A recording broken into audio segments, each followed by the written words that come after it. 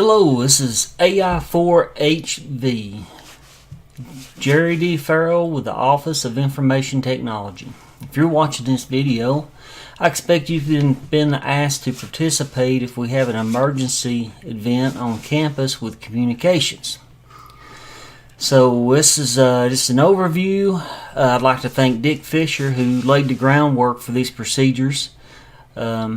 He's no longer involved with our team at the Kingston Pike building. I'm not sure if he's still going to be involved with if we have an emergency on campus. He may be. But anyway, let's get straight to business. Start off, let's talk about call signs. Call signs are based on the function, subfunction, and or location you are supporting.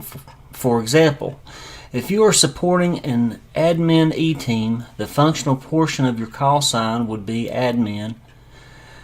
So, continuing this example, in an incident that requires a building evacuation, the admin E-team will be set up on the north and south assembly areas. So these two E-teams will have call signs of admin south and admin north. The reason the call signs are set up by function is so the parts are interchangeable. Radio operators can switch places from the north parking lot to the south parking lot, but that doesn't change the function of the team they are providing radio support for. The admin team on the south side of the building will always be admin south. The admin team on the north side of the building, likewise, will always be admin north, irrespectively of who the radio operator is or who the radio operator was 2 hours ago. Unless assigned a static call sign, you will create your own call sign on the fly during the emergency, using the above mentioned criteria.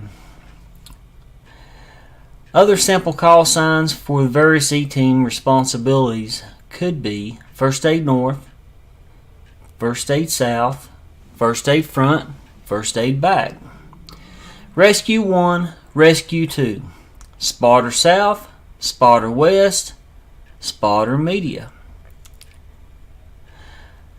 There are a few exceptions to the dynamic naming convention based on that person's responsibilities. For example, Joe Reeves, OIT's current CIO, will always be referred to as OIT1.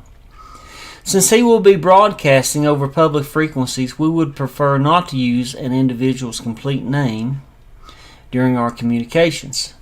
A complete list of static call signs may be found on the radio protocol document. Let's move on to frequencies. For radio communication in and around the KPV during an emergency, we will be using FRS radios. We will have a primary frequency that we will use unless there's already radio traffic on that frequency.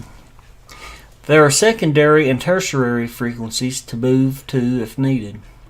The primary frequency will be 12.112. The secondary frequency will be 13.113. The tertiary frequency would be 14.114. Let's move on to protocol.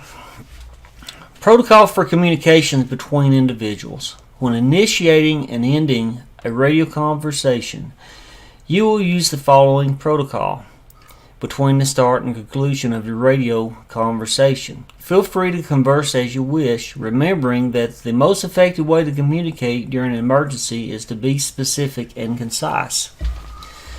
So, to initiate a radio conversation, first say the call sign of the person you are calling. Pause for half a second, then give your call sign. So, an example. Admin South, Coordinator 1. This means Coordinator 1 is calling Admin South. Coordinator 1, First Aid North. This means First Aid North is calling Coordinator 1. Now, for an incorrect example, Coordinator 1 calling Admin South. This is not recommended because you want to give the call sign of the person you're calling first to get his or her attention. They'll have a better chance of catching who's called them if you've gotten their attention first.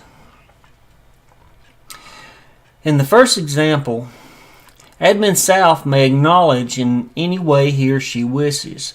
A simple go or coordinator 1 go or go ahead will suffice. Remember to try to avoid using personal names in your conversation, but if you do, use only the first name. Do not use a person's complete name during a communication over public frequencies. If there is no response to the coordinator 1's initial call, he would wait 10 seconds and repeat the call again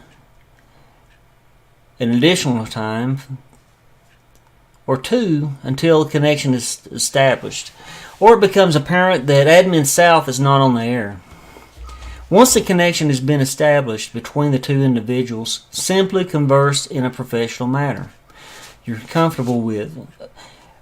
We're not trying to model amateur radio or CB operator lingo, nor are we trying to intimidate police communications we've heard on TV. When the conversation is complete, you will end your conversation with your call sign, followed by clear. Whoever knows they have nothing more to say and ready to wrap up the conversation can initiate the closing down of the conversation.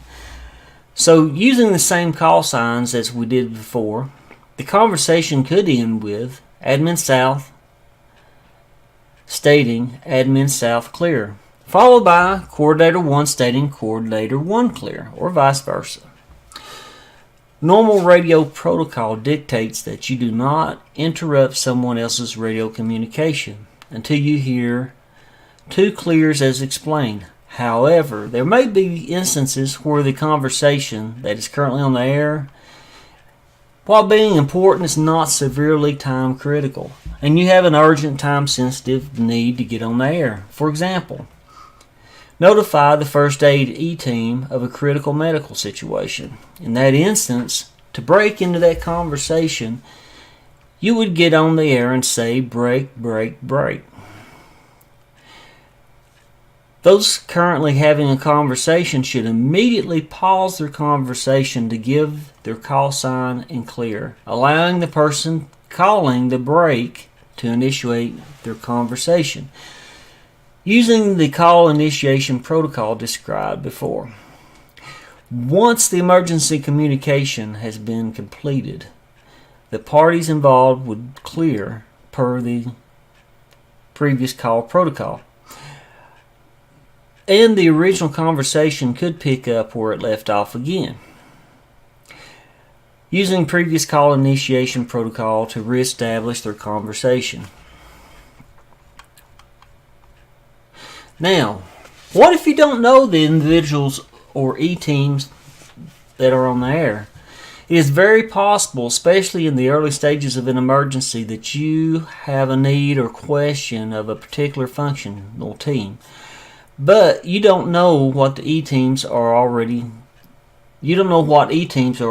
functioning or are on the air yet. Remember, our call signs are set up first by function, then by subfunction or location.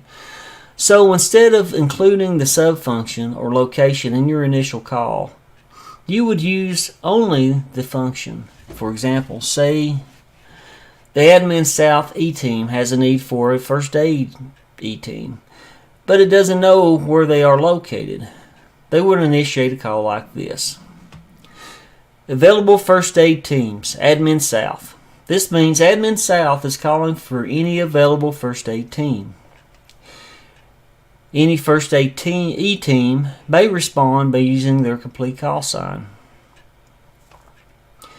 Another way, you can say all first aid teams, Admin South. Or you can say first aid, Admin South.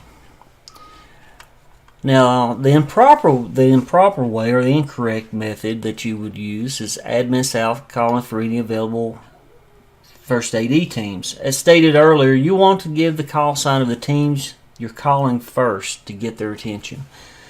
Then, assuming that you've gotten their attention, they will know who's calling because you followed their call sign with yours.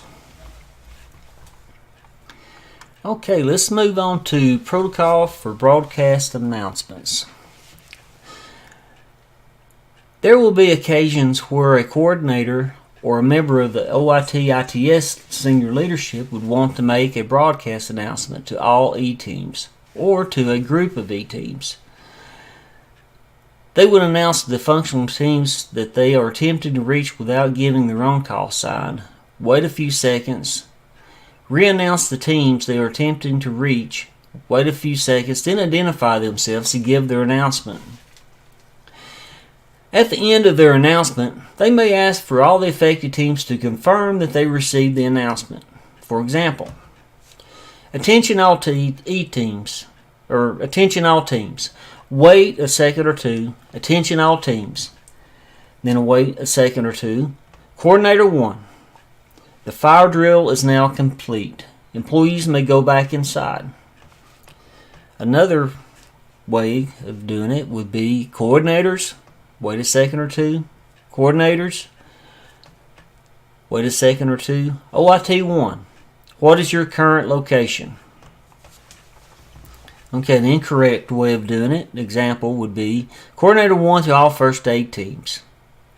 Rule of thumb, if the person giving the broadcast announcement uses only a partial call sign, an example, their function name only, to initiate the conversation, that should be an indication to you that a general broadcast announcement is imminent.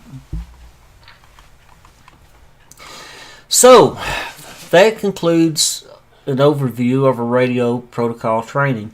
I would like to again thank Dick Fisher for his work on putting this radio protocol together for OIT. I know he put a lot of thought and effort into these procedures. Also, thank you for watching, and for other questions on campus safety, please visit safety.utk.edu or ask one of our current coordinators. We would like to thank you for volunteering and to be a part of the emergency preparedness team. Thank you for helping keep our campus and community safe. Bye.